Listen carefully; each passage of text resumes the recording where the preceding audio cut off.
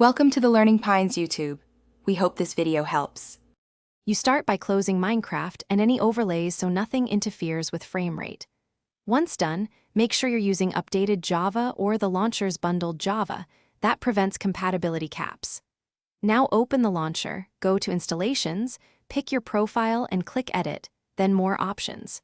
You're preparing the runtime so Minecraft can accept higher frame limits. This step matters because the JVM and launcher flags directly influence rendering timing and VSync behavior before the game even starts.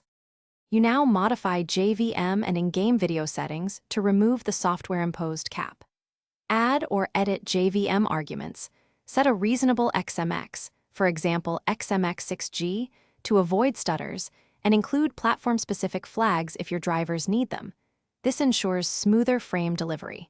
Then launch Minecraft, and in video settings, turn VSync off and set max frame rate to unlimited. These changes stop the game from syncing to a 60 cap and let your GPU push higher refresh rates. You finish by aligning the GPU and OS so nothing reintroduces a 60 cap. Open your GPU control panel and set power management to high performance, and under Display ensure refresh rate matches your monitor.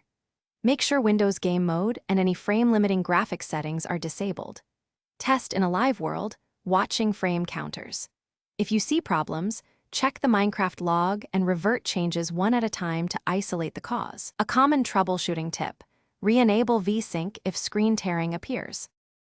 Thanks for watching. Consider subscribing if we helped you.